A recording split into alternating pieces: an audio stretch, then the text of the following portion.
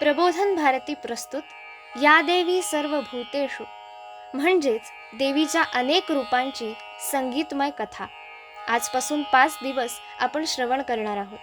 यासाठी आपल्याला कथाकार म्हणून लाभलेले आहेत हरिभक्तीपरायण सौभाग्यवती रोहिणीताई परांजपे. रोहिणीताई सुप्रसिद्ध नारदीय आणि वारकरी कीर्तनकार आहेत. त्यांनी संगीतशास्त्रात MA, मराठी साहित्य या विषयातही MA, तसेच कीर्तनशास्त्रात BA आणि संगीत विशारद या पदव्या प्राप्त केलेल्या आहेत. त्यांचे कीर्तनाचे प्रशिक्षण कीर्तन कलाशेखर भप कैलासवासी नारायणबुवा काणे यांच्याकडे झाले आणि शास्त्रीय संगीताचे शिक्षण प्रख्यात गायक पंडित हेमंत पेंडसे यांच्याकडे सुरू आहे. अनेक पुरस्कारांनी सन्मानित रोहिणीताईंची कीर्तने संपूर्ण भारतभरात तसेच ABP माझा आणि झी टॉकीज या चॅनलवरही झालेली आहेत. अशा उच्च विद्या विभूषित रोहिणीताई कथा सादर करण्यासाठी उपस्थित झाले आहेत. त्यांना साथ संगत अशी आहे, हार्मोनियमवर श्री कौस्तुभ परांजपे आणि तबल्यावर श्री सिद्धिविनायक पैठणकर. ऐकूयात तर या देवी सर्व भूतेषु, देवीच्या अनेक रूपांची संगीतमय कथा.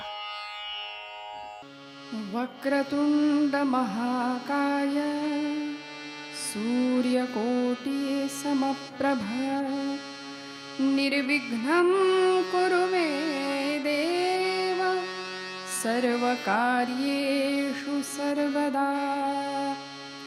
सर्वमंगलमांगल्ये शिवे सर्वार्थसाधिके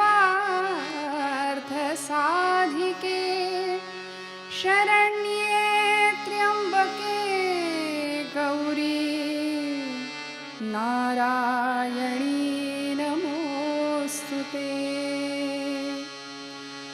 ऐ गिरिनन्दिनि नन्दितमेदिनि विश्वविनोदिनि नन्दनुते गिरिवरविन्ध्यशिरोधिनि वासिनि विष्णुविलासिनि विष्णुनुते भगवति हेशिति कण्ठकुटुम्बिनि भूरि कुटुम्बिनि भूरि कृते. जय जय हे महिषासुरमर्दिनि रम्यकपर्दिनि शैलसुते सुरवरवर्षिणि दुर्धरधर्षिणि दुर्मुखमर्षिणि हर्षरते त्रिभुवनपोषिणि शङ्करतोषिणि कल्मषमोषिणि भोषरते धनुजनिरोषिणि दितिसुतरोषिणि दुर्मदशोषिणि सिन्धुसुते. जय जय हे महिषासुरमर्दिनि रम्यकपर्दिनि शैलसुते. ऐ जगदम्ब मदम्ब कदम्ब वनप्रियवासिनि हासरते शिखरि शिरामणि तुङ्गहिमालय शृङ्गनिजालय मध्यगते मधु मधुरे मधु कैटभवन्दिनि कैटभवन्दिनि रासरते. जय जय हे महिषासुरमर्दिनि रम्यकपर्दिनि शैलसुते. ऐ शतचण्ड विखण्डितरुण्ड वितुण्डितशुण्ड गजाधिपते रिपुगजगण्ड विदारण चण्ड पराक्रम शौण्ड मृगाधिपते निज भुजदण्ड निपातित दण्ड निपाटित मुण्ड भटाधिपते. जय जय हे महिषासुरमर्दिनि रम्यकपर्दिनि शैलसुते. जय जय हे महिषासुरमर्दिनि रम्यकपर्दिनि शैलसुते. जय जय हे महिषासुरमर्दिनि रम्यकपर्दिनि शैलसुते. भगवती जगदंबा माता की जय. श्रोते हो नमस्कार. सर्व श्रोत्यांच्या हृदयस्थ परमात्म्याला अत्यंत श्रद्धापूर्वक भावानी वंदन करते. प्रबोधन भारती या संस्थेतर्फे आयोजित केला गेलेला हा 5 दिवसांचा या नवरात्राच्या पर्व काळाच्या निमित्ताने ललिता पंचमी ते नवमी ही पंचदिवसीय कथामाला या देवी सर्व भूतेषु माझ्या परमभाग्याने आपल्या सर्वांच्या सेवेसाठी मी उपस्थित आहे. आणि यासाठी परम आदरणीय हरिभक्त परायण विश्वासबुवा कुलकर्णी यांना मनापासून सुरुवातीलाच धन्यवाद देते. आमच्या दोनही उत्कृष्ट साथीदारांना वंदन करते. आणि आजपासून 5 दिवस, आज ललिता पंचमीचा परम पावन पवित्र दिवस आहे. आजपासून पुढे 5 दिवस आपल्याला देवीचा जागर घालायचा आहे. हे जागरण, हे नवरात्रीचं जागरण खऱ्या अर्थी आपल्या हृदयामध्ये आपल्याला घालायचं आहे. त्यासाठी आधार म्हणून श्री दुर्गा सप्तशतीचा आधार घेतीये. श्री मार्कंडेय पुराणामध्ये सावर्णिक मन्वंतराची जी कथा आहे त्या कथेच्या अंतर्गत देवी महात्म्याचा अंतर्भाव ऋषींनी केलेला आहे. आणि या देवी महात्म्यामध्ये एकूण 700 श्लोकांमध्ये देवीचं महात्म्य ऋषींनी वर्णन केले. या 700 श्लोकांना देवी दुर्गा सप्तशती या नावाने आज महत्त्व प्राप्त आहे. आणि तो ग्रंथ आज उपलब्ध आहे. श्री दुर्गा सप्तशती 13 अध्यायांचा अतिशय सुंदर पावन असा तो ग्रंथ. आणि त्या ग्रंथामध्ये 5व्या अध्यायामध्ये एकूण 21 श्लोक असे आहेत की ज्यामध्ये सर्व देवदेवतांनी आपल्या या भगवतीची, जगदंबेची, पार्वतीची, महाकालीची स्तुती गायली आहे. या स्तुतीमध्ये देवीची अनेक रूपं वर्णन केलेली आहेत. हे भगवती, तू कशी आहेस? तू विष्णू मायेती शब्दिता. या देवी सर्व भूतेषु विष्णू मायेती शब्दिता. नमस्तस्यै नमस्तस्यै नमस्तस्यै नमो नमः. या देवी सर्व भूतेषु चैतन्येत्यभिधीयते. या देवी सर्व भूतेषु दयारूपेण संस्थिता, लज्जारूपेण संस्थिता, मातृरूपेण, क्षांतिरूपेण, क्षांतिरूपेण, क्षुधारूपेण, भक्तिरूपेण, तुष्टिरूपेण, दयारूपेण अशा 21 रूपांचं वर्णन सप्तशतीमध्ये आहे. आणि सप्तशत म्हणजे 700 श्लोकांचा हा जो अत्यंत सुंदर असा 13 अध्यायांचा अत्यंत महत्त्वपूर्ण आणि महत्त्व असलेला तो ग्रंथ की ज्याचा पाठ, ज्याचं पारायण नवरात्रीमध्ये प्रत्येकाने करावं. आपल्याकडे या 5 दिवसांच्या काळामध्ये आपल्याला तो जागर आजपासून पुढे घालायचा आहे. या देवी सप्तशतीमध्ये आपल्याला माहिती आहे देवीनी घटस्थापनेपासून म्हणजे अश्विन शुद्ध प्रतिपदेपासून ते अगदी नवमीपर्यंत महिषासुरादी चंड मुंड शुंभ निशुंभादी दैत्यांचा संहार केलेला आहे. आणि ही देवी ज्यावेळी युद्ध करतीये या सगळ्या राक्षसांचा तिने निपात केलेला आहे. शुंभ निशुंभादी हे राक्षस मद, मत्सर, असूया, अहंकार याचंच प्रतीक आहे ना.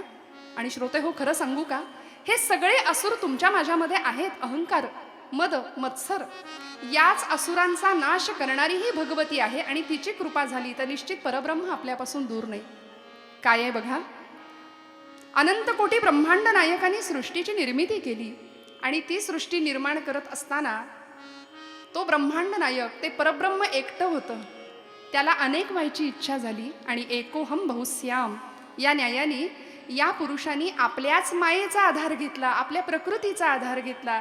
आणि निर्गुण निराकार असलेल्या ब्रह्मानी सगुण साकार असलेल्या मायेमध्ये सगळ्या जगाची निर्मिती केली. आणि म्हणून हे सगळं जग, सगळी सृष्टी मायेच्या अधीन आहे. मायाधीनम जगत सर्वम असं म्हटलंय. आणि तो मायाधीश आहे. बर ती माया या शेषशाही असलेल्या विष्णू नारायणाचं पादसंवाहन करतीये. म्हणून आम्हाला देवी उपासना करताना त्या मायेचा आधी तिची उपासना करावी लागेल, त्या प्रकृतीची उपासना करावी लागेल. तेव्हा परब्रह्म आपल्यावर प्रसन्न झाल्याशिवाय राहणार नाही. माया सगुण आहे, ब्रह्म निराकार आहे, निर्गुण आहे. आणि आचार्यांनी जगन्मिथ्यावाद जो मांडलाय, ब्रह्म सत्यं जगन्मिथ्या, हे सगळं जग मिथ्यारूप आहे. ही माया भासमान आहे, भ्रमस्वरूप आहे. आणि अशा या मायेला जर प्रसन्न करायचं असेल तर तिची आम्हाला आराधना करावी लागेल, तिची उपासना करावी लागेल. आज देवीचं नवरात्र बसलेलं आहे. प्रतिपदेपासून आपण तिची उपासना करतोय. पण देवीचं नवरात्र म्हटलं की आपण एकच असं समजतो की हा उत्सव फक्त स्त्रियांचा, हा उत्सव फक्त महिलांचा. मग स्त्री मुक्ती, स्त्रियांचा उद्धार, स्त्रियांची चळवळ या सगळ्या शब्दांपासून आम्ही काही अनभिज्ञ नाही आहोत. आम्हाला हे सगळे शब्द जवळचे आहेत. पण खरं सांगू का, हा उत्सव फक्त महिला वर्गाचा नाही आहे, हा सगळ्यांचा उत्सव आहे. म्हणूनच देवी सप्तशतीमध्ये जी स्तुती गायली आहे ना, त्या श्लोकामध्ये या देवी सर्व भूतेषु असं म्हटलंय ना, हे देवी, तू सर्व भूतमात्रांमध्ये अंश रूपाने स्थित आहेस. तू मायेच्या रूपाने स्थित आहेस, तू मातेच्या रूपाने स्थित आहेस, तू दयेच्या रूपाने स्थित आहेस. प्रत्येक प्राणी मात्रांमध्ये ही देवता आपल्याला दिसते, ही भगवतीचं स्वरूप आपल्याला दिसते. आज स्त्री मुक्ती, स्त्री स्वातंत्र्य, पण खरं सांगू का, या जरी सगळ्या संज्ञा आम्हाला माहीत असल्या तरी स्त्री मुक्ती, स्त्री स्वातंत्र्याच्या नावाखाली कुठेतरी थोडंसं वाईट वाटतं बोलताना. पण हे स्वातंत्र्य स्वैराचाराकडे तर नाही ना झुकत आहे, याचा अत्यंत गांभीर्याने विचार करावा लागेल. आणि त्या स्वातंत्र्याला सुद्धा एक मर्यादेची चौकट असावी, म्हणजे चौकटीतलं स्वातंत्र्य. पण आज काळ असा आहे की ही स्त्री शक्तीचं प्रतीक म्हणून स्वतःला स्वाभिमानाने जगासमोर मिरवत असताना चुकून कळत नकळत पुरुषांना प्रतिस्पर्धी म्हणून तर स्वतःला समजत नाहीये ना. पुरुषांबरोबर स्पर्धा करणं म्हणजे स्त्री शक्तीचा जागर नाही. तर हे आपल्याला मिळालेलं स्वातंत्र्य आपल्या बहुमूल्य गुणांनी संवर्धित करणं, मग त्यामध्ये सहनशीलता आहे, सात्विकता आहे, सोज्वळता आहे, संवेदनशीलता आहे, पावित्र्य आहे. या सगळ्यांचा आधार घेऊन आम्हाला आमचं आत्मिक सौंदर्य जास्त उद्दीपित करावं लागेल. आणि आज आम्हाला जग जे दिसतंय ना आजूबाजूला, ते सगळं मर्यादेपलीकडचं आहे. स्नेहाचा कदर नाहीये, नात्यांची कदर नाही, स्नेहाचा पदर नाहीये. आणि हा जर मिळायचा असेल, या सगळ्या मर्यादेतलं जीवनाचं महत्त्व आम्हाला कळायचं असेल ना, तर देवी भगवतीच्या उपासनेला अनन्यसाधारण असं महत्त्व आहे, अतिशय महत्त्व आहे. म्हणून हे नवरात्र आहे. बऱ्याचदा नवरात्र आलं की सगळ्या महिला वर्गाची अशी धांदल धावपळ सुरू होते की साड्या आता निवडून ठेवायच्या, 9 दिवसांचे 9 रंग, मग दांडिया खेळायच्या. आता लॉकडाऊनमुळे ते जरी अशक्य असलं तरी सुद्धा आम्ही त्यामध्येच आमचं मन रमवतो आणि नवरात्र उत्सव म्हणजे फक्त हेच असंच आम्ही काहीसं समजतो. पण खरं सांगू का, 9 दिवस ती रणचंडी, ती आदिमाया, ती मूळ माया आपण तिला म्हणतो, ती ज्या पद्धतीने या राक्षसांचा निपात करण्यासाठी सज्ज आणि कटिबद्ध झाली आहे ना, तिचे गुण समजून घेणं आणि तिचं स्वरूप काय आहे, ती कुठल्या गुणांनी सृष्टीमध्ये वसलेली आहे, हे समजावून घेणं, मला वाटतं हा खरा नवरात्र उत्सवाचा आणि हा देवी उपासनेचा खरा गाभा असावा. या सगळ्या बहुमूल्य अशा सद्गुणांच्या आधाराने आम्हाला देवीच्या स्वरूपाचं वर्णन करायचंय किंवा ते गुण गायचंय. देवीच्या मातृरूपाला वंदन केलंय सप्तशतीमध्ये. या देवी सर्व भूतेषु मातृरूपेण संस्थिता, दयारूपेण, शांतीरूपेण आणि क्षमारूपेण. मला सांगा, देवीचं हे मातृरूप फक्त स्त्री देहामध्ये आहे का हो? नाही, मुळीच नाही. जन्मदात्री आई आहेच आहे, जिच्यापासून जिची नाळ जोडलेली आहे ती आई आहेच आहे. तिने जन्म दिला म्हणून भारतीय संस्कृतीने पहिला नमस्कार मातेला केला, मातृदेवो भव. जन्मदात्री आहेच आहे, पण याही पुढे जाऊन धरती माता आहे, तिच्यातही मातेचं वात्सल्य आहे, तिच्यामध्येही देवीचं मातृस्वरूप आहे, धरित्री माता. म्हणून आमचे सगळे जुने लोक बघा तुम्ही, आजही सकाळी उठल्याबरोबर कराग्रे वसते म्हटल्यानंतर दुसरा श्लोक जोडून असतो, या देवी समुद्र वसने देवी पर्वतस्तन मंडले विष्णुपत्नी नमस्तुभ्यम पादस्पर्शम क्षमस्व मे. हे आई, हे धरती माते, मला माफ कर, मला क्षमा कर, मी तुला पाय लावतोय ना. इतकी कृतज्ञतेची भावना आणि इतकी उदात्त आपल्या संस्कृतीची श्रीमंती आहे, हे आमच्या लक्षात यायला हवंय. मला असं वाटतं की आजची पिढी हे सगळं विसरलीये. सांगणारे कदाचित कमी पडत असावेत. जुन्या मंडळींनी हा परिपाठ अनुसरला. ती धरती माता आहे, सगळी सृष्टी प्रकृती माता आहे, नवे गो माता आहे. आज गोहत्या प्रतिबंधक कायदा जरी लागू असला तरी सुद्धा कायद्याचं राज्य बेकायदेशीरपणे चालवणारी मंडळी आहेतच ना समाजामध्ये. देवीचं मातृस्वरूप आम्हाला कुठे मिळतं? गायीमध्ये मिळतं, जिच्यामध्ये 33 कोटी देवतांचं वास्तव्य आहे. ती गोमाता, तिथे आम्हाला देवीचं मातृस्वरूप दिसतं, तिथे आम्हाला देवीचं क्षमारूप, शांतीरूप दिसतं. देवमाता आदिती, वेदमाता गायत्री. आणि म्हणून आपल्याकडे शास्त्रकारांनी 4 गकार सांगितलेत. गीता गंगा च गायत्री गोविंदे हृदय संस्थिते चतुर्गकार संयुक्तम पुनर्जन्म न विद्यते. म्हणाले 4 गकारांचा छंद मनुष्याला लागला ना की माणूस जन्म मरणाच्या चक्रातनं पार पडतो, सुटून जातो. गीता गंगा च गायत्री, पहिला छंद आहे गीतेचा. आणि म्हणून गीतेला माऊली म्हटलंय. काय गंमत आहे बघा, तिथेही मातेचं रूप आहे, आई रूप, वात्सल्य रूप. मातेचं रूप का आम्हाला भावतं, का आमच्या जवळचं वाटतं? कारण खरं सांगू का, कुठलंही बाळ बघा तुम्ही, आपल्या आईजवळ ते जितकं जास्त सुरक्षित असतं ना, तितकं ते कुठेच नसतं. त्याला स्वतःच्या आईजवळ जास्त सुरक्षितता वाटत असते. आणि म्हणून गीतेला माऊली म्हटलंय. आणि या गीतेबद्दल ज्यावेळी विनोबा भावेंची आई विनोबा भावेंना म्हणायच्या, विनू, अरे तू एवढा वेदांत शास्त्राचा अभ्यासक आहेस, वेदांत साहित्याचा अभ्यासक आहे, पण अरे ती भगवद्गीता संस्कृतात आहे रे विनू, मला कळत नाही ती गीता. तेव्हा विनोबा भावेंनी आपल्या आईसाठी गीताई लिहिली, श्रोते हो. आणि विनोबा भावे म्हणायचे, गीताई माय माझी, गीताई माऊली माझी, मी तिचा बाळ नेणता, पडता झडता घेई उचलोनी कडेवरी. इतकं मातृ स्वरूपाला आणि वात्सल्य स्वरूपाला या सगळ्याच लोकांनी अत्यंत महत्त्व दिलंय. म्हणून देवीचं हे मातृरूप आमच्या जास्त जवळचं आहे. म्हणून आज प्रथम दिवस आपण मातृरूपाला, तिच्या क्षमा रूपाला, तिच्या दयारूपाला, तिच्या शांती रूपाला आज आपल्याला वंदन करायचंय. आमची संस्कृती इतकी उदात्त आहे, श्रोते हो, की आमच्याकडे नदीला सुद्धा आई म्हटलं जातं. काय गंमत आहे बघा. संथ वाहते कृष्णामाई, संथ वाहते कृष्णामाई, तीरावर या सुख दुःखांची जाणीव तिजला नाही. संथ वाहते कृष्णामाई. गंगा मैया, चार गकारांमधला मी जो गकार सांगतेय ना, ती गंगा मैया, ती कृष्णा मैया. नदीला माता म्हटलंय का माहितीये? कारण ती नदी आमच्या सगळ्यांची पापं धुवून टाकते. कितीही पातक जरी केली तरी नुसता गंगा नावाचा उच्चार केला ना तरी शास्त्र सांगतं, गंगा गंगी ती यो ब्रयात योजनानाम शतैरपी. गंगेपासून हजारो किलोमीटर अंतरावर असलेल्या लोकांनी गंगा गंगा असा जप केला तरी तो पापातून मुक्त होतो. ही गंगा मैया, नदीला आम्ही आई म्हटलं. देवीचं मातृस्वरूप तिथे आहे. या देवी सर्व भूतेषु मातृरूपेण संस्थिता. आणि तिला नमस्कार केला सप्तशतीमध्ये. नमस्तस्यै, एकदा नाही, नमस्तस्यै, दोनदा नाही, नमस्तस्यै नमो नमः, 3 वेळा वंदन केलं. किती शरण भाव आहे. नमो नमः, न मम, माझं काहीच नाही ग. हे आई भगवती, तू सृष्टीचा आधार आहेस. तू उत्पत्ती स्थिती लय करण्याचं सामर्थ्य तुझ्या अंगी आहे. तू तेवढी सामर्थ्य संपन्न आहेस. आणि म्हणून न मम, माझं काहीच नाही, माझ्या अहमबोधाचा नाश झाला पाहिजे.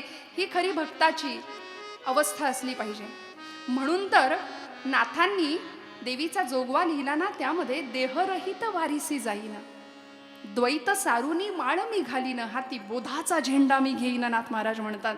काय असेल हे भगवतीचं आराधना, काय असेल अशी भगवतीची उपासना. तर या सगळ्या मातृरूपांना आम्हाला सृष्टीमध्ये बघता आलं पाहिजे. या देवी सर्व भूतेषु ना, मग ती फक्त मनुष्य मात्रांमध्येच आहे का? नाही. अहो, आपल्याला माहिती आहे, कासवीण जर व्यायली ना तर ती तिच्या पिल्लांना आपल्या नजरेने मोठं करते. गोमाता, गाईचं वासरू हंबरतंय गोठ्यामध्ये म्हटल्यानंतर संध्याकाळ झाली की गाईची पावलं गोठ्याकडे आपोआप धावतात, तिला आणावं नाही लागत. नवे विंचवासारखा प्राणी सुद्धा, ती विंचवीण ज्यावेळी पिलांना जन्म देते ना त्यावेळी ती पिलं भुकेने त्रस्त झालेली असतात आणि ती पिलं त्या विंचविणीला डसतात, चावून तिला मारून टाकतात, तिला खाऊन टाकतात. म्हणजे तिचं मातृत्व जन्माला घातल्यानंतर स्वतःचा विनाश करून घेणे. किती उदात्त ही मातृत्वाची संकल्पना. आणि देवीचं मातृस्वरूप यासाठी आमच्या जवळच आहे, श्रोते हो. वसुधैव कुटुंबकम, आमच्या संस्कृतीने वसुधा माता म्हटलंय. पृथ्वी माता, पृथ्वीला सुद्धा मातेचा दर्जा दिलाय. ज्ञानेश्वरी माता आहे. याही पलीकडे जाऊन सांगते, जी ज्ञानेश्वरी जगाला दिली ना, असे आमचे ज्ञानोबा 16 वर्षाच्या लेकराला जगाने माऊलीचा दर्जा दिला. हो, माऊलीचा दर्जा दिला. आज ज्ञानोबा माऊली हे रसायन आहे तुमच्या माझ्या जीवनाचं, जगण्याचं. आणि म्हणून ही माता कशा अंगाने आमच्या जीवनाला समृद्ध करते. हे मातृस्वरूप देवीचं किती महत्वाचं आहे.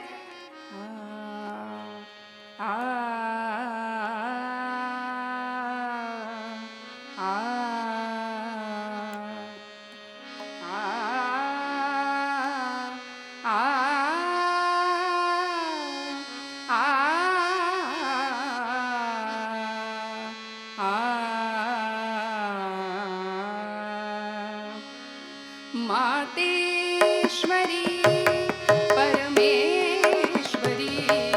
मातेश्वरी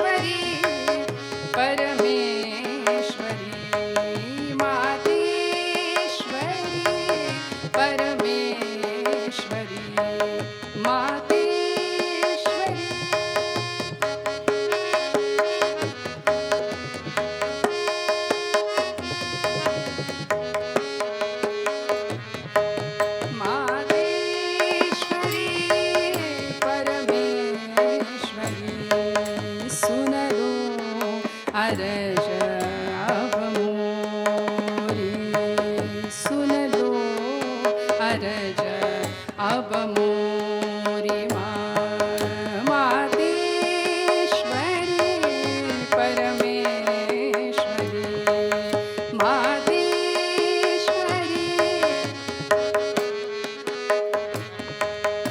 मातेश्वरी आ आ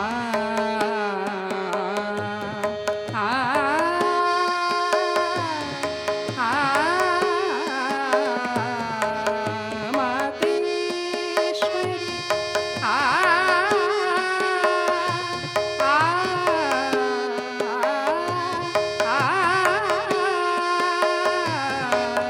मातेश्वरी परमेश्वरी, मातेश्वरी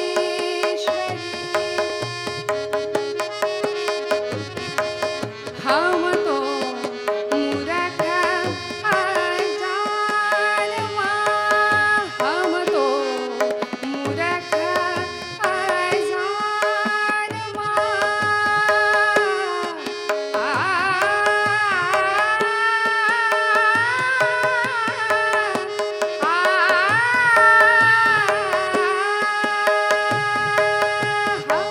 तो मूरख अज्ञानमा, पैया परत अब तेरो मातेश्वरी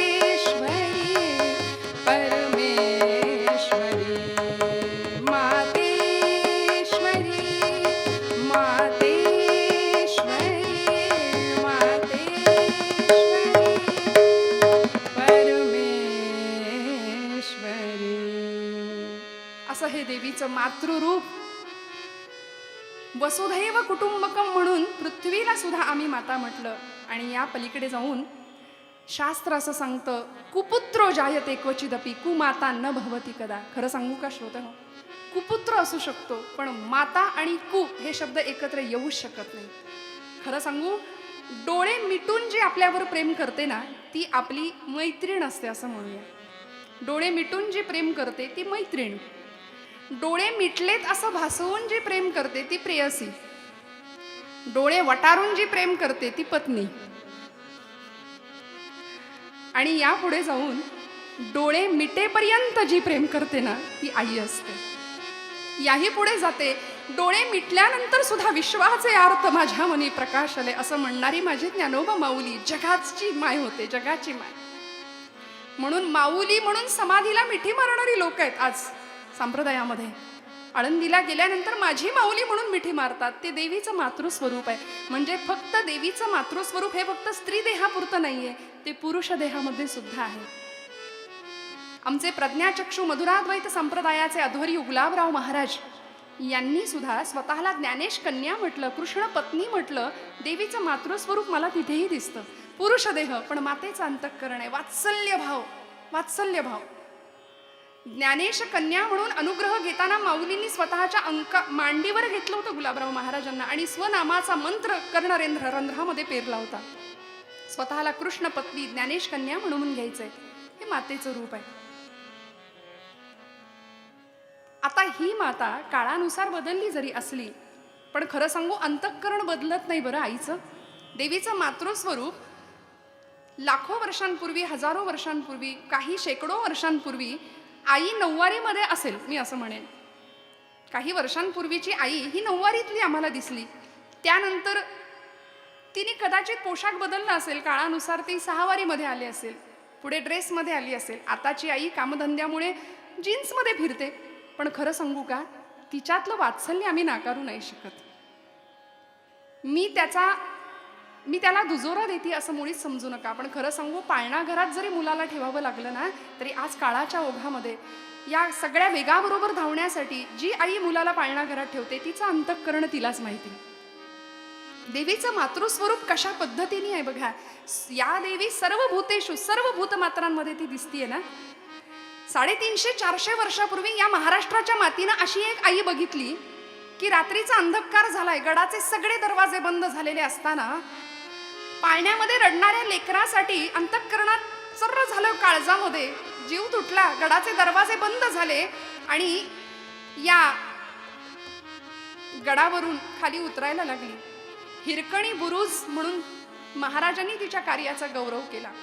हिरकणी बुरुज म्हणून त्या बुरुजाला नाव दिलं हिरकणी बुरुज. ही माता महाराष्ट्राने पाहिली 350 वर्षापूर्वी. मी म्हटलं मातृत्व निसर्गाने बहाल केलं असलं तरी सुद्धा थोडासा नाजूक विषय बोलते. विकृतीतनं निर्माण झालेलं जर मातृत्व असेल ना तर तिथे भगवतीचं वास्तव्य नाहीये. कारण अशी आज समाजामध्ये समाजाची मोठी शोकांतिका होऊन बसली. कारण स्त्री भ्रूण हत्येचा प्रश्न एवढा मोठा निर्माण होऊन बसला नव्हे. असं मातृत्व जर मिळालं असेल तर अशी बाळं कचराकुंडीमध्ये उकिरड्यामध्ये आम्हाला दिसतात आणि अनेक अनाथ आश्रम त्यांना ती सांभाळतात. अशा अनेक अनाथ बालकांची माय झालेली आमच्या सिंधुताई सपकाळ, मला तिथे देवीचं मातृत्व दिसतं. श्रोते, महाराष्ट्राचे मुख्यमंत्री आणि पुढे जाऊन 1962 सालच्या चीनच्या आक्रमणाच्या युद्धप्रसंगी पंडित नेहरूंचा रात्री फोन आला सह्याद्री पुत्राला, स्वर्गीय यशवंतराव चव्हाण. देशाच्या संरक्षण मंत्री पदाची धुरा सांभाळण्याकरता दिलं. या यशवंतरावांना यशवंताचा यशवंतराव होण्यामध्ये त्यांच्या आईचं फार मोठं सामर्थ्य आणि फार मोठा भाग आहे, वाटा आहे. विठामाता नाव त्यांचं. विठामाता यशवंताला म्हणायच्या, यशवंता यशवंत हो. वडिलांच्या पश्चात 4थ्या वर्षी असताना वडील निघून गेले, पण आईने अत्यंत काबाड कष्ट सोसून या मुलांना मोठं केलंय आणि एवढं मोठं बनवलंय. श्रोते हो, कर्मवीर भाऊराव पाटलांनी शिक्षणाचं काम एवढं मोठं केलं, अनेक ठिकाणी वसतिगृह स्थापन केली, पण त्यांच्या पत्नी लक्ष्मीबाई पाटील काय करावं, त्यांनी गळ्यातलं मंगळसूत्र गहाण ठेवून प्रसंगी विकून वसतिगृहातल्या पोरांची पोटं भरली आहेत. मला असं वाटतं मातेचं वात्सल्य रूप तिथे आहे. या देवी सर्व भूतेषु मातृरूपेण संस्थिता. म्हणून मी म्हटलं ना, आई ही आईच असते ना, माता ही माताच आहे. कुपुत्र जायते क्वचिदपि, कुपुत्र असू शकतो पण कुमाता कधीच नाही, कारण देवीचं रूप तिथे आहे, देवीचं अंश तिथे आहे. अंश रूपाने भगवती त्या मातेच्या स्थानामध्ये आहे, म्हणून मातृरूपेण संस्थिता. आमच्या मराठी साहित्याला जनाबाईंच्या पाठोपाठ ज्यांनी ओवी नावाचं, अशा बहिणाबाई चौधरी नावाच्या कवयित्री की ज्या अशिक्षित होत्या. आणि आज आमची तरुण पिढी सुद्धा बऱ्याचदा बोलता बोलता म्हणते माझी आई अडाणी आहे. खरं सांगू का, माता कधी अडाणी नसते. हां, अशिक्षित असेल, 4 पुस्तकं कमी शिकलेली असतील, पण आईला कधीच अडाणी म्हणू नये.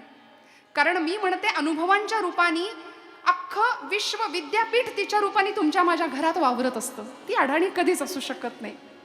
या देवी सर्व भूतेषु मातृरूपेण संस्थिता.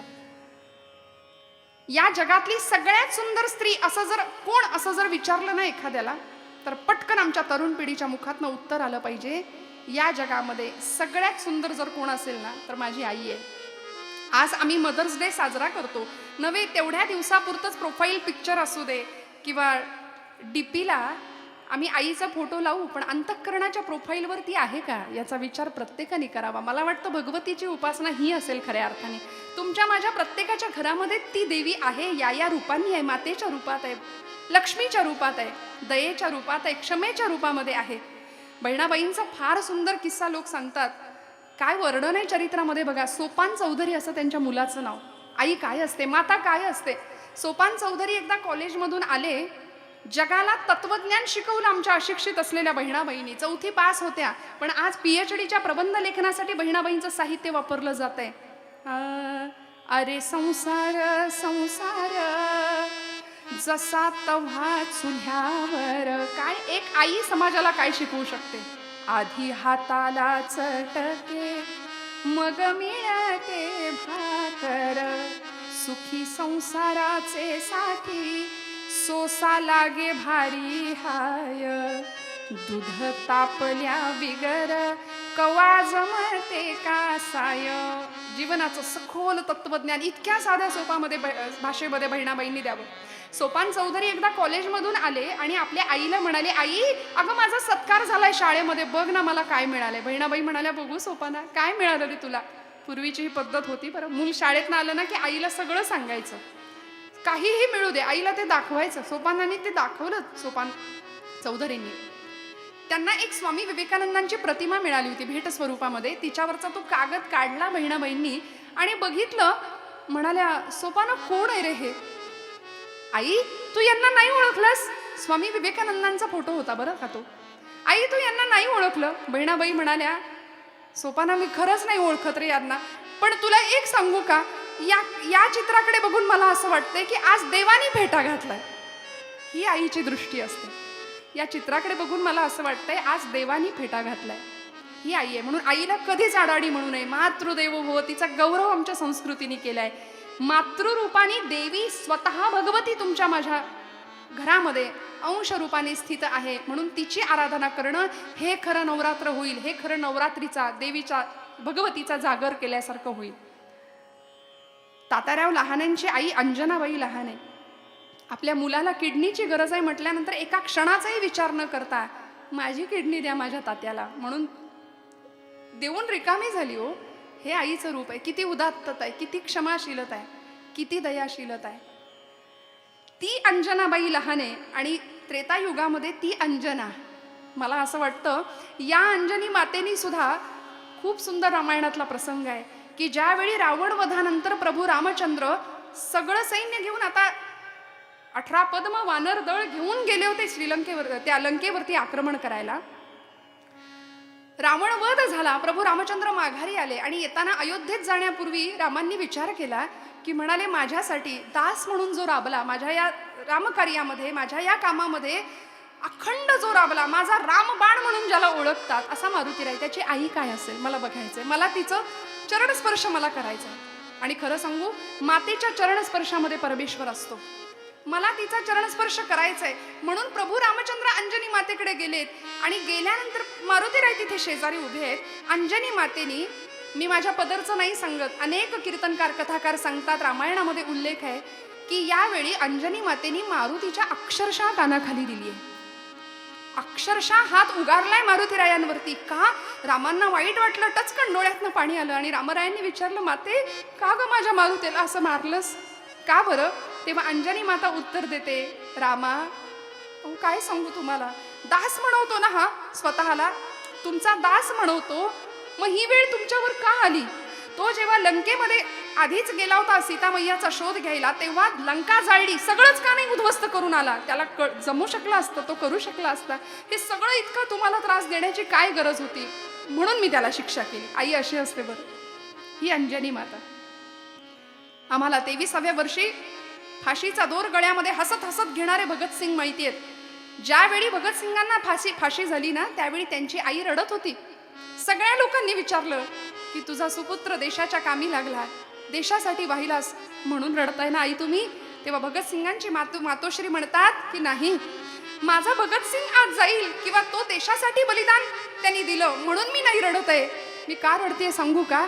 या माझ्या भातृभूमीला, या माझ्या भारत मातेला मी माझा एकच सुपुत्र देऊ शकले, यासाठी मला वाईट वाटतंय. हे मातेचं रूप आहे, हे आईचं रूप आहे, हे भगवतीचं रूप आहे. आणि या पुढे जाऊन भारत माता तर आपण म्हणतोच, आपली मातृभूमी, की ज्या मातृभूमीसाठी अनेक क्रांतिकारकांनी आपलं बलिदान दिले. स्वामीजी परदेशातून जेव्हा आले ना, त्यावेळी एकाने विचारलं होतं स्वामीजींना की म्हणाले, मातृभूमीमध्ये येताना आता तुम्हाला कसं वाटतंय? तुम्ही परदेशातला डाम डौल, तिथला शान शौक पाहिला, अनुभवला, आता तुम्हाला या आपल्या गरीब देशामध्ये आल्यानंतर कसं वाटतंय? तेव्हा स्वामीजींनी उत्तर दिलं होतं, फार सुंदर चरित्रामध्ये आहे. स्वामीजी म्हणतात की भारतातून जाताना मला माझ्या भारत माता प्रिय होतीच, पण आता मी भारतामध्ये परत आलोय ना, तर माझ्या मातृभूमीच्या धुळीचा कण कण मला प्रिय आहे, मला स्वर्गा समान आहे. मस्तकाला लावली पदधूळ, त्या भारत मातेची धूळ मस्तकाला लावली. एवढं मातृस्वरूपावर प्रेम करणारे हे सगळे महापुरुष आणि सगळ्या लोकोत्तर पुरुषांना घडवणाऱ्या त्यांच्या लोकोत्तर माता होत्या, हे विसरून आम्हाला चालणार नाही. एक किस्सा सांगते आणि मग छोट्याशा स्वरूपामध्ये आपल्याला देवीचं मातृस्वरूप किती अलौकिक होतं ते बघायचं आहे. कृष्ण परमात्म्याने सुद्धा या मातृरूपाला किती महत्त्व दिलं हो श्रोते हो. एक नाही, 2 माता स्वीकारल्या भगवंतांनी.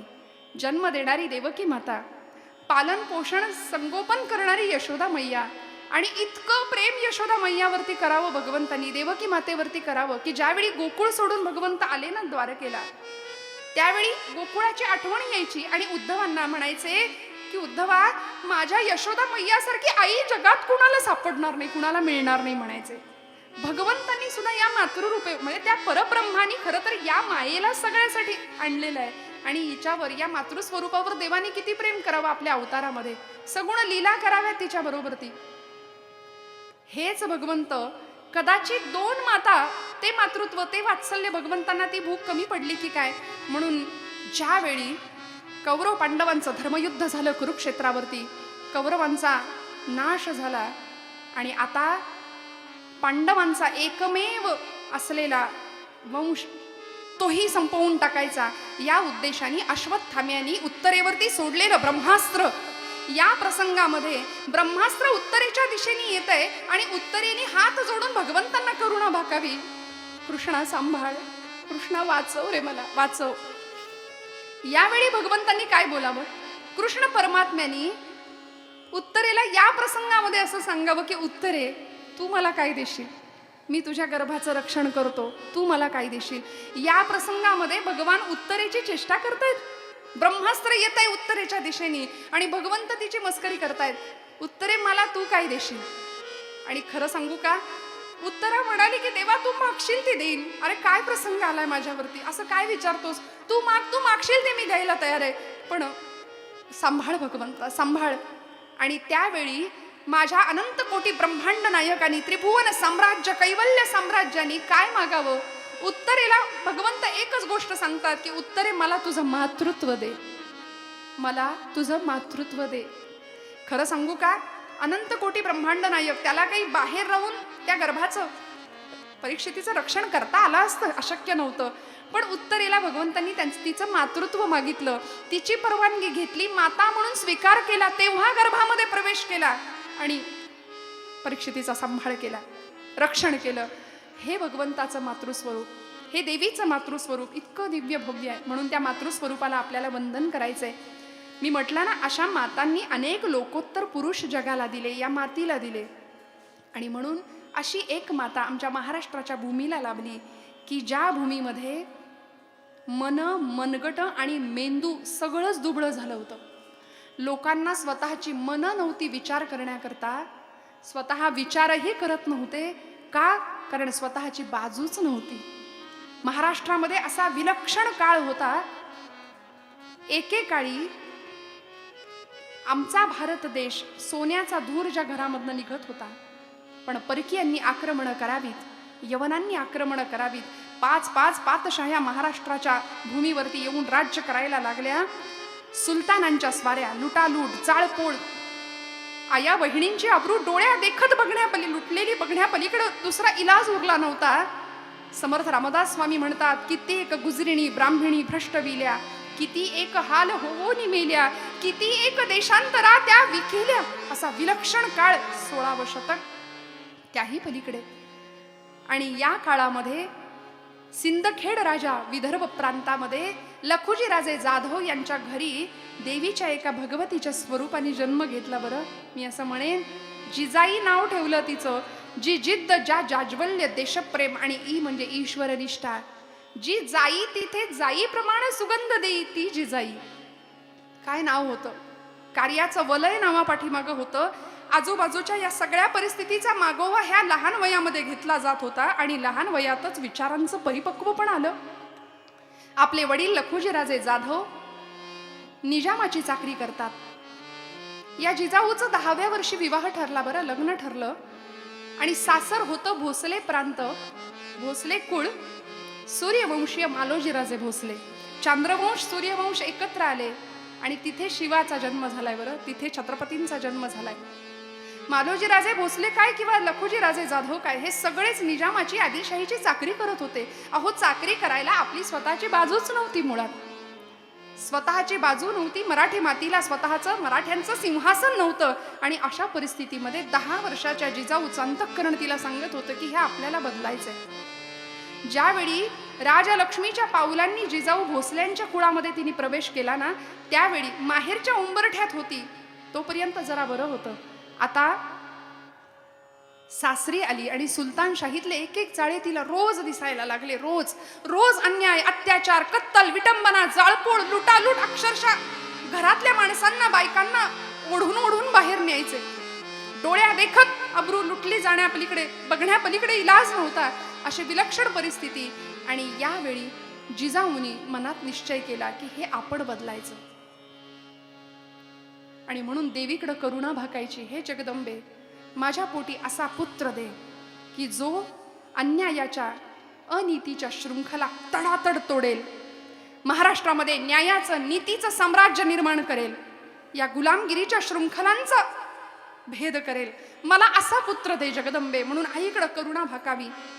महाराष्ट्राच्या 3.5 शक्तिपीठांकडे सगळ्या साधू संतांनी साकडं घातलं होतं.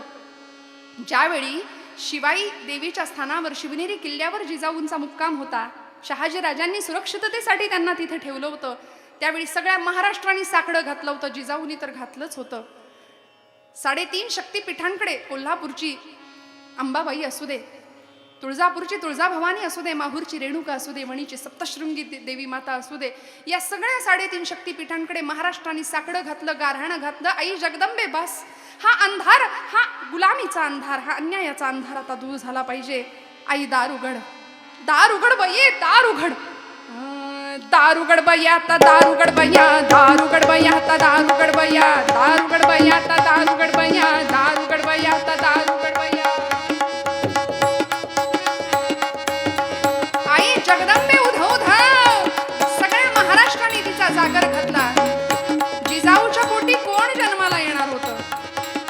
सगळे साधू संत ऋषी मुनी साकडं घालत होते शक्तिपीठांकडे. आई दार उघड. महाराष्ट्रातला हा अंधकार दूर झाला पाहिजे. करवीर निवासिनी दार उघड बया, तुळजापूर भवानी दार उघड बया, दार उघड बया, आता दार उघड बया, दार उघड बया, आता दार उघड बया, दार उघड बया, आता दार उघड बया. जोगाईची अंबा दार उघड बया, माहूरची रेणुका दार उघड बया. आणि ही बया जागी झाली, बरं जागी झाली.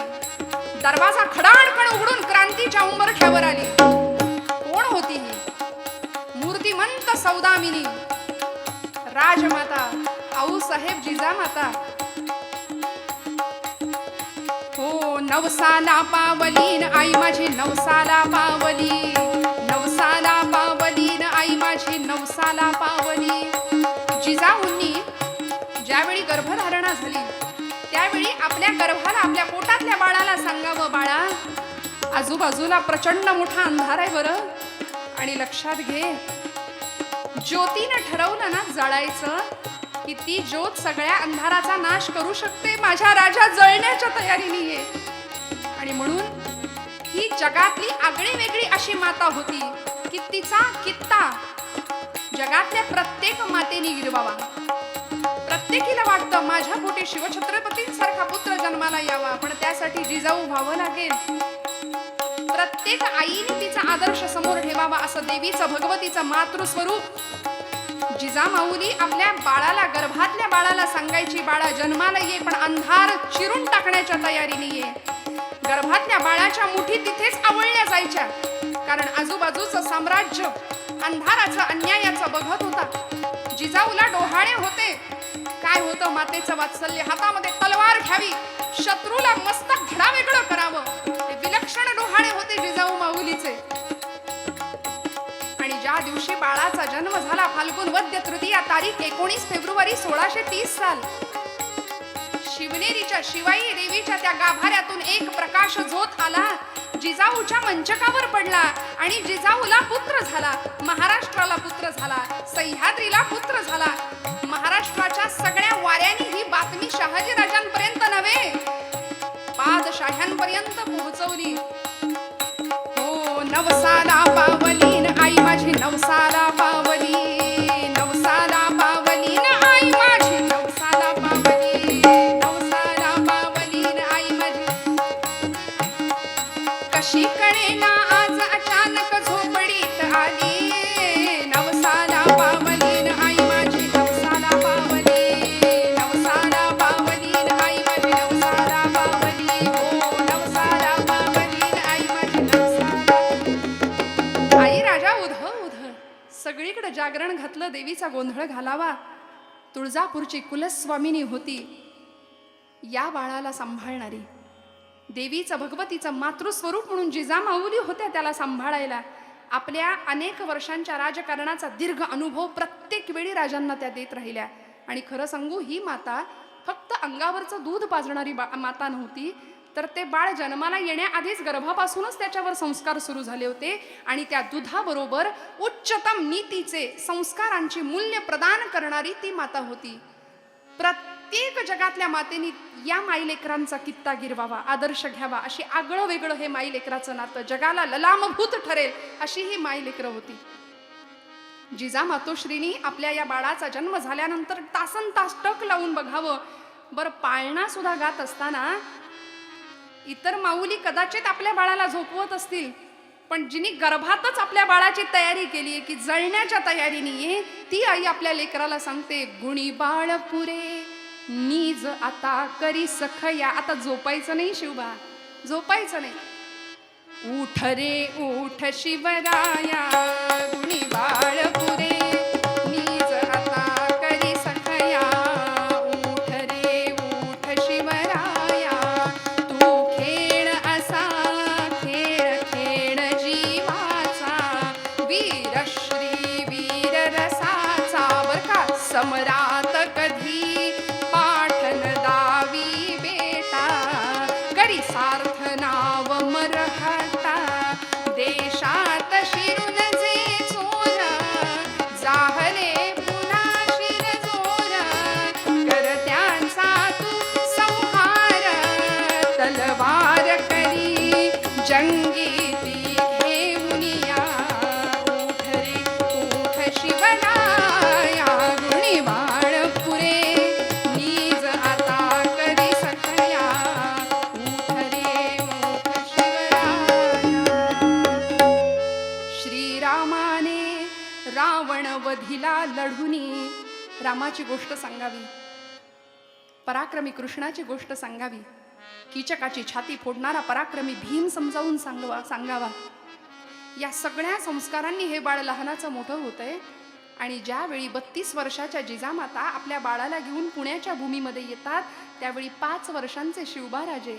काय संस्कार करावेत आईने, किती कठोर होतात या सगळ्या माता. मी सगळी उदाहरणं आतापर्यंत सांगितली ना, तू वाटेल तसा वाढ, वाटेल ते कर, कुठेच कॉम्प्रोमाइज नाही, कुठेच नाही, तडजोड नाही.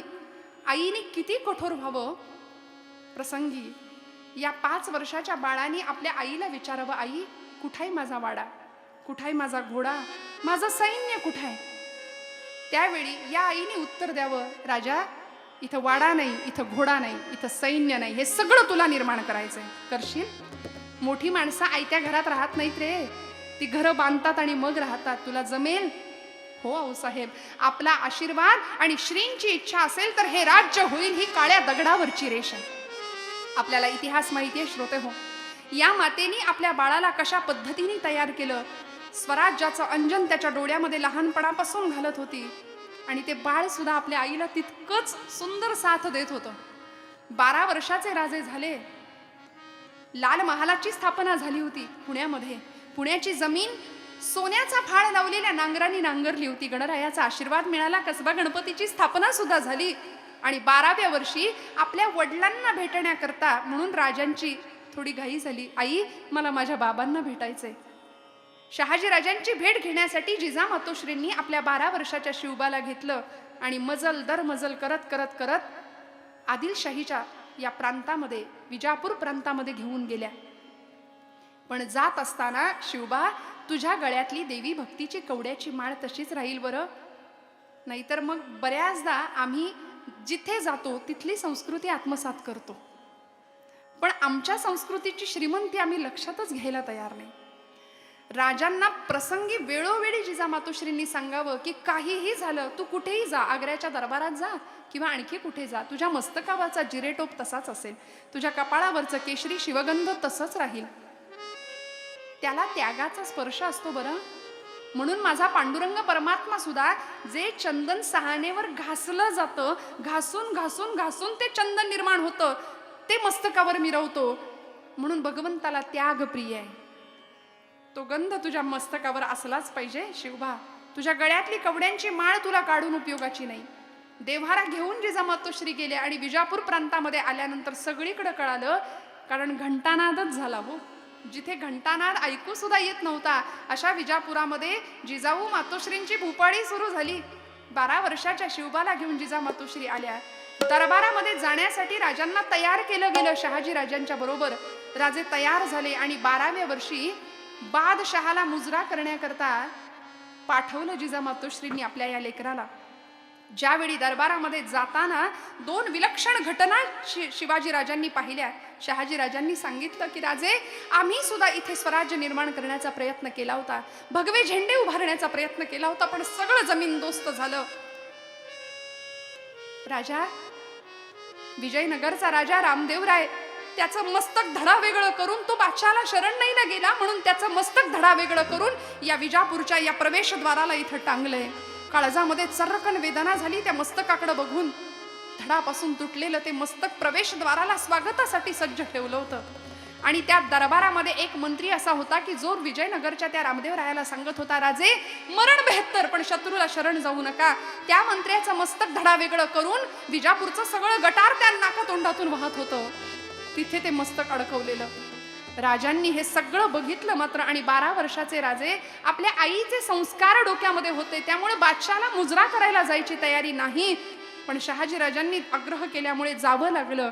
आणि गेल्यानंतर आपण प्रसंग जाणता श्रोते हो, की ज्या दरबारामध्ये खालची मान वर करण्याची कुणाची ताकद नव्हती, त्या दरबारामध्ये हा 12 वर्षाचा मुलगा छत्रपती शिवाजीराजे बादशहाला मुजरा कर म्हटल्यानंतर मुजऱ्याला हात पुढे नाही केला. बादशाह म्हणाला, रहना दो शहाजीराजे, बेटा घबरा गया होगा. एवढं ऐकलं मात्र आणि तळपायाची आग मस्तकापर्यंत गेली.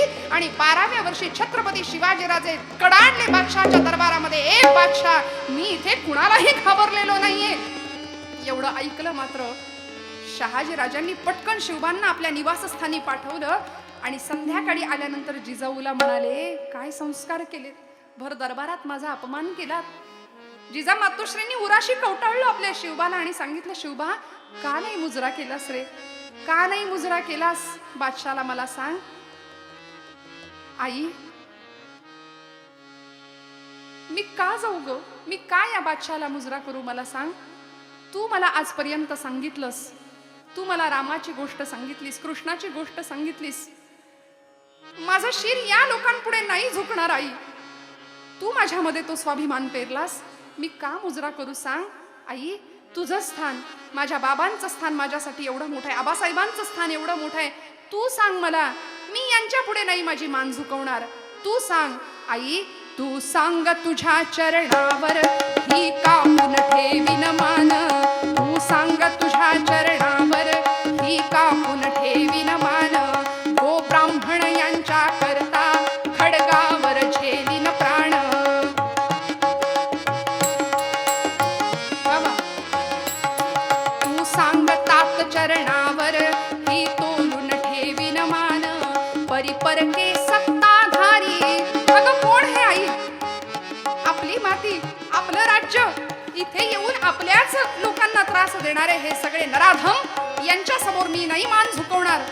जिजामाता आपल्या बाळाच्या मस्तकावर हात फिरवतीये. शिवबा राजा सांगतायत, परिपरके सत्ताधारी गृही शिरोन झाले वैरी. पाहून तयांना भारी सक्रोध वृत्ती मम होते. लववेना हे शिरमाते, सक्रोध वृत्ती मम होते. लववेना हे शिरमाते, सक्रोध वृत्ती मम होते. लववेना हे शिरमाते, सक्रोध वृत्ती मम होते. लववेना हे शिरमाते. आई, मी नाही नमस्कार. एवढं ऐकलं शहाजी राजांनी. आणि जिजामातोश्रींनी उराशी कवटाळलं 12 वर्षाच्या शिवबाला आणि पतीला विचारलं, चुकीचं तर नाही ना संस्कार करत आहे मी माझ्या बाळावरती, चुकीचं तर नाही ना काही शिकवत आहे त्याला. आणि म्हणून त्याच रात्री मुक्काम हलवला आणि स्वराज्यामध्ये परत आले. आल्यानंतर काय सांगावं, पुण्याचा इतिहास बदलला या मायलेकरांनी. 12 मावळातल्या 12 वस्तीतल्या सगळ्या लोकांच्या आशा अपेक्षा उंचावल्या होत्या. बरं, कुणाच्याही घरी जाऊन झुणका भाकर खायला सुद्धा कधी आडेवेडे घेतले नाही, कधीच नाही, कधीच नाही. सगळ्यांना आपलं म्हणावं. जगाला आदर्श ठरावीत अशी ही माय लेकरं आपल्या राजकारणाचा दीर्घ अनुभव जिजामातोश्रींनी आपल्या राजाला वारंवार दिलाय. राजे 18 वर्षाचे झाले असतील, लाल महालाची स्थापना झाली आणि या लाल महालासमोर राज्यातले स्वराज्यातले अनेक न्यायनिवाडे व्हायला लागले. स्वराज्यासमोर आलेला पहिला खटला शिवाजी राजांनी चालवला. प्रसंग भयान भीषण होता की ज्या देवीचं स्वरूप आम्ही आमच्या डोळ्यासमोर ठेवतो, तिची उपासना करतो, जिजामातोश्रींचा अट्टहास होता की या स्वराज्यातल्या आया बहिणींच्या वस्त्राला हात नाही लागता कामा, केसाला सुद्धा धक्का नाही लागता कामा. राजांचं ब्रीद होतं, प्रतिपश्चंद्र रेखेव वर्धिष्णुर विश्ववंदिता शाह सुनो शिवसैषा मुद्रा भद्राय राजते, हे ध्येय होतं. आणि या विलक्षण ध्येयाने झपाटलेले राजे 16व्या वर्षी तर स्वराज्याची शपथ झालीच. रायरेश्वरावरती शंभू महादेवाच्या पिंडीवर 150 मावळ्यांच्या धारोष्ण रक्ताचा अभिषेक झाला. अधिष्ठान होतं शंभू महादेव, हर हर महादेव अशी गर्जना करावी. जटाटवी गलज्जल प्रवाह पावित स्थले कले वलंब्य लंबितांबुजंग तुंग मालिकां डमड्ड मड्ड मड्ड मन्निनाद वड्ड मर्वयं चकार चंड तांडवं पनोतन शिव शिवं. जटाकटाह संभ्रमं भ्रमन्निलिम्ब निर्झरी विलोलवीचि वल्लरी विराजमान मूर्धनी धगद् धगद् धगज्ज्वलल्ललाट पट्ट पावकी किशोर चंद्रशेखरे रति प्रतिक्षणं मम. धरेंद्र नंदिनी विलास बंधु बंधुरस्तुरदिगंत संतती प्रमोदमान मानसे कृपा कटाक्ष धोरणे निरुद्ध दुर्धरापदी क्वचित् दिगंबरे मनो विनोद मेदु वस्तुनी. ओम नमः शिवाय, ओम नमः शिवाय, हर हर महादेव म्हणून गर्जना करावी. आऊसाहेबांनी स्वराज्याचा घाट घातला होता. दिव्य स्वप्न राजाच्या डोळ्यामध्ये पाहिलं होतं, ते साकार झालं. आणि हे राज्य व्हावे ही तो श्रींची इच्छा या न्यायाने साकार झालं. स्वराज्याची प्रतिज्ञा झाली. स्वराज्य आकाराला आलं. 12 मावळ्यातल्या सगळ्यांच्या आशा अपेक्षा उंचावल्या आणि 18 वर्षाचे राजे झाले. स्वराज्यासमोर पहिला खटला चालला. काय होता प्रसंग? पुण्यापासून अगदी 18 कोसांच्या अंतरावर असलेलं रांझे नावाचं गाव आणि त्या गावामध्ये असा विलक्षण प्रसंग घडला. श्रोते हो, एक दिवस छत्रपती शिवाजी राजे निघाले. 18 वर्षाचं वय आहे. काही मावळ्यांची तुकडी सोबत होतीच. घोड्यावर मांड घेतली आणि निघाले. निघता निघता निघता रांझे गावामध्ये प्रवेश केला आणि त्या गावच्या बाजूला गावामध्ये प्रवेश करताना शेत लागलं. भात शेती लागली. शेतामध्ये काम करणारी दुपारच्या वेळची ती माणसं हातातली सगळी कामं बाजूला ठेवली आणि तिथूनच मुजरा केला. राज राज जय भवानी, जय शंभू महादेव. तिथूनच मुजरा करावा. राजांनी हात उंचावून अभय मुद्रा द्यावी सगळ्यांना. आणि राजे गेले. शंभू महादेवाच्या मंदिरामध्ये नमस्कार केला. पटकन कुणीतरी घोंगडं आणलं. बसले राजे. पटकन कुणीतरी गुळ पाणी आणून दिलं. राजांनी प्राशन केलं. सगळ्यांचा निरोप घेतला. क्षेमकुशल विचारलं आणि निघाले. एवढ्यात पुन्हा मंद चालीने घोडे चालत होते गावातून बाहेर पडताना आणि गावाची वेस ओलांडली. भात शेती लागली. शेताची खाचरं लागली. बांध लागले आणि कानावर भीषण आवाज आला. राज वाईस थांबा, राज वाईस थांबा. असा आर्त आवाज कानावर पडला. घोड्याची मांड दाबली आणि पाय उतार झाले. अर्धचंद्राकार कडं केलं सगळ्यांनी राजांच्या भोवती आणि एक 70 इकडं झुकलेला अत्यंत वयोवृद्ध असा एक इसम गृहस्थ पुढे आले. निढळावर हात ठेवला. वाकून वाकून राजांच्या जवळ आले आणि म्हणाले, राज, अरे तुमच्यापैकी शिवबा राजा कोण आहे र? कुणीतरी सांगावं, बाबा तुम्ही ओळखत नाही का आमच्या राजाला? अहो हेच नवं का आमचं शिवबा राजे? राज जवळ गेले. अंगावरून मस्तकावरून हात फिरवला. म्हणाले, शाबास र माझ्या राजालाही चांगलं राज्य करतोयस. आणि असं म्हणून तो हात हळूहळू हळू राजांच्या कमरेला अडकवलेल्या तलवारीच्या मुठीकडे गेला. सरकन थोडीशी तलवार बाहेर सरकली म्याणातून आणि राजांची वज्रमुठ त्या हातावरती पडली. सगळ्यांनी आपापल्या तलवारी उपसल्या. त्या म्हाताऱ्याच्या पाठीला पोटाला लावल्या. अरे वा रे वा, आमच्या राजाच्या जीवावर उठतोस वय म्हणून असं उच्चार केल्याबरोबर गर्भगळीत झालेला तो म्हातारा मातीचं ढेकूळ जसं पाण्यात विरघळवणं तसा खाली बसला.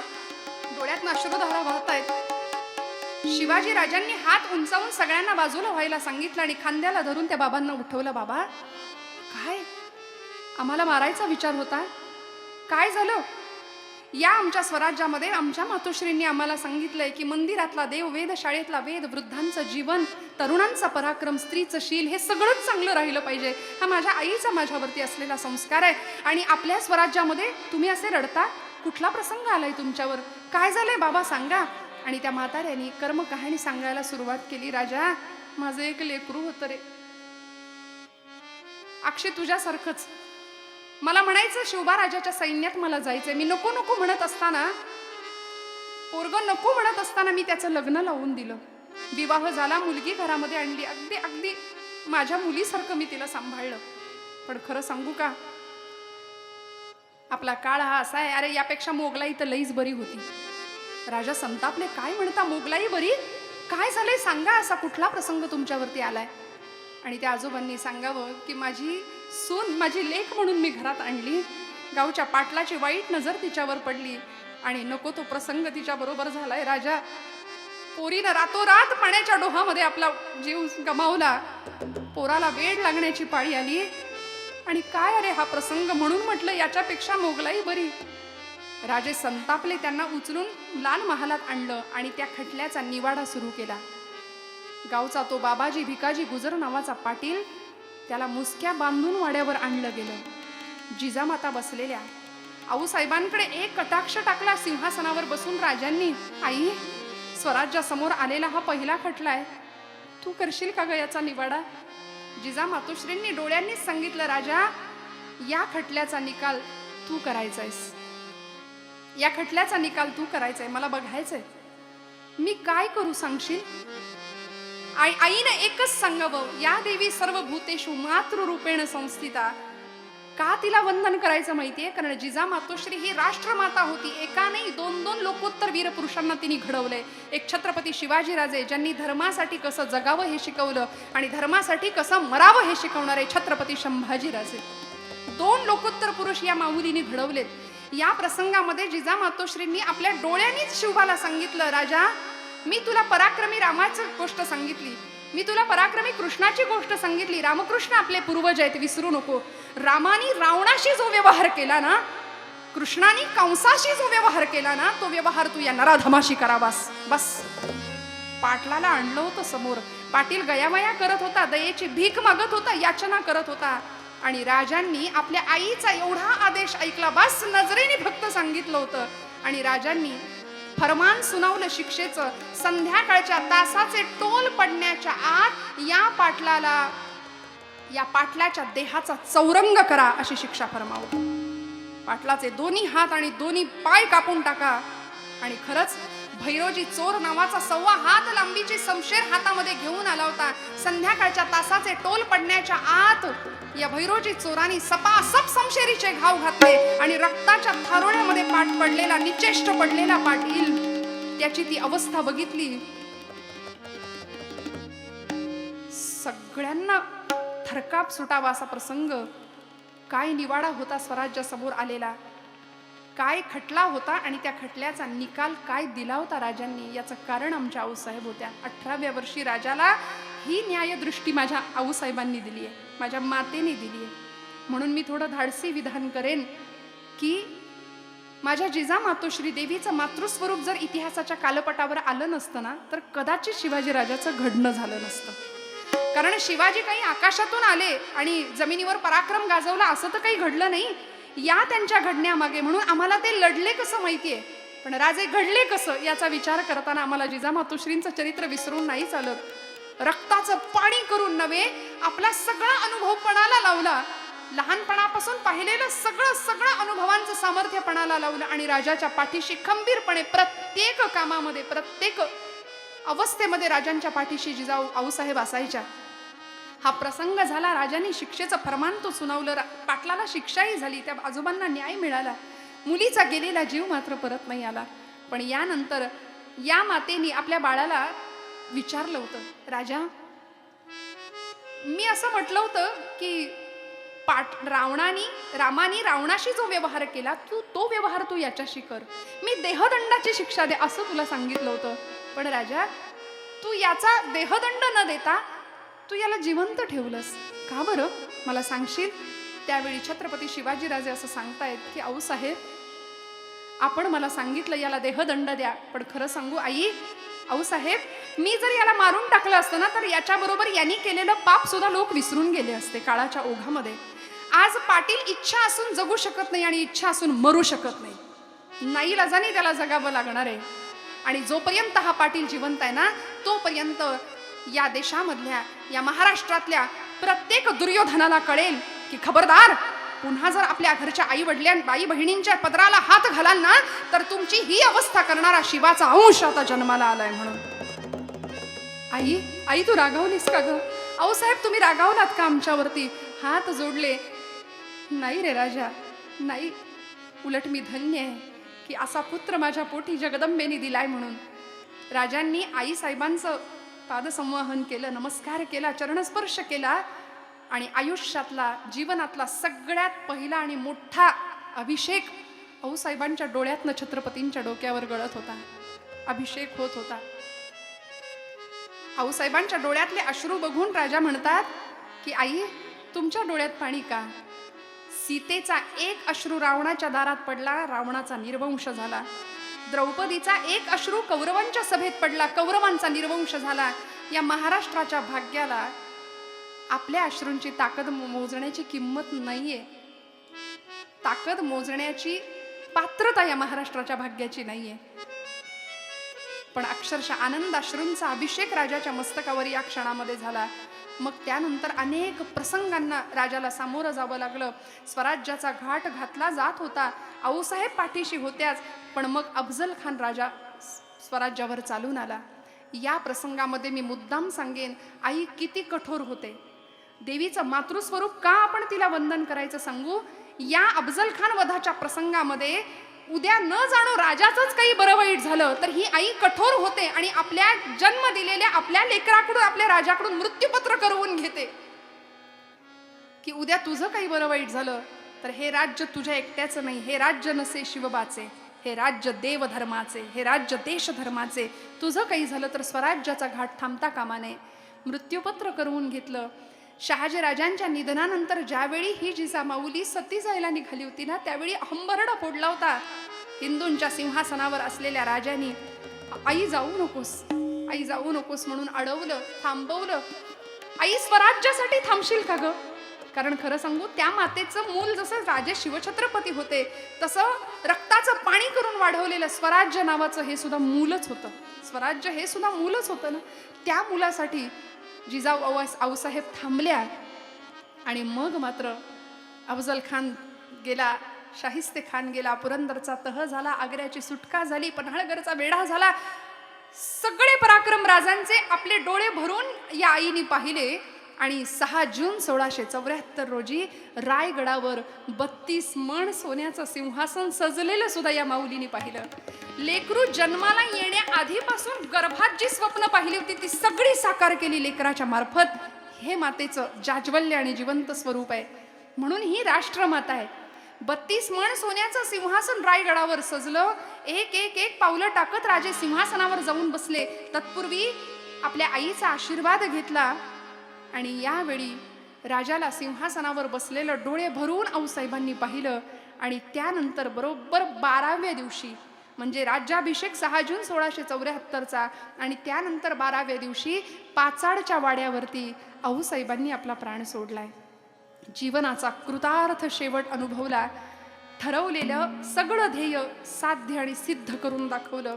आपल्या राजाला ज्या पद्धतीने लहानाचं मोठं केलं, वाढवलं, घडवलं आणि महाराष्ट्राच्या समोर एक असा दैदिप्यमान इतिहास आऊसाहेबांनी ठेवला की मातेनं मुलाला कसं घडवावं, मुलावर कशा पद्धतीचे संस्कार करावेत आणि त्या मुलांनी आईच्या संस्कारांना कशा पद्धतीने साथ द्यावी, जगाला ललामभूत ठरेल असं हे चरित्र. म्हणून या प्रसंगाने आज ललिता पंचमीच्या दिवशी देवीच्या या मातृस्वरूपाला आपण सगळ्यांनी वंदन करायचंय. सप्तशतीतल्या या श्लोकाचा उद्घोष करूया. ही देवी, मी म्हटलं, दयाशील आहे, क्षमाशील आहे, शांतीशील आहे, मातृरूप आहे तिचं. या रूपाला आपण या निमित्ताने वंदन करूया आणि आजच्या सेवेला विराम देऊया. आ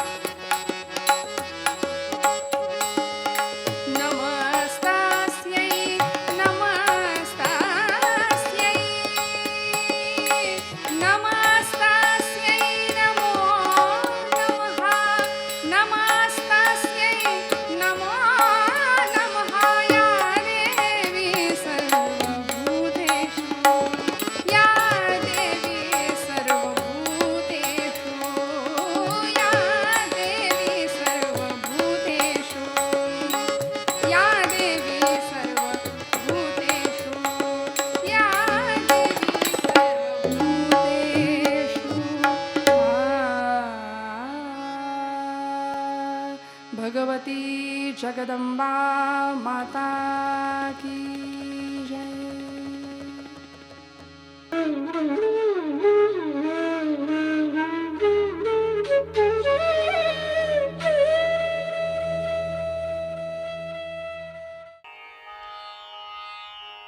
प्रबोधन भारती आगामी वर्षात असे अनेक रंजक आणि ज्ञानवर्धक कार्यक्रम आपल्यासाठी घेऊन येत आहे. ते पाहण्यासाठी प्रबोधन भारती या यूट्यूब चॅनलला सबस्क्राईब करा आणि फेसबुक पेजला लाईक करायला विसरू नका. अशा कार्यक्रमांना आर्थिक सहकार्य करायचं असल्यास संपर्क करा 9762027779 9762973973. आई गिरिनन्दिनि नन्दितमेदिनि विश्वविनोदिनि नन्दनुते गिरिवरविन्ध्यशिरोधिनि वासिनि विष्णुविलासिनि जिष्णुनुते भगवति हेशिति कण्ठकुटुम्बिनि भूरि कुटुम्बिनि भूरि कृते जय जय हे महिषासुरमर्दिनि रम्यकपर्दिनि शैलसुते सुरवरवर्षिणि दुर्धरधर्षिणि दुर्मुखमर्षिणि हर्षरते त्रिभुवनपोषिणि शङ्करतोषिणि कल्मषमोषिणि भोषरते धनुजनिरोषिणि दितिसुतरोषिणि दुर्मदशोषिणि सिन्धुसुते जय जय हे महिषासुरमर्दिनि रम्यकपर्दिनि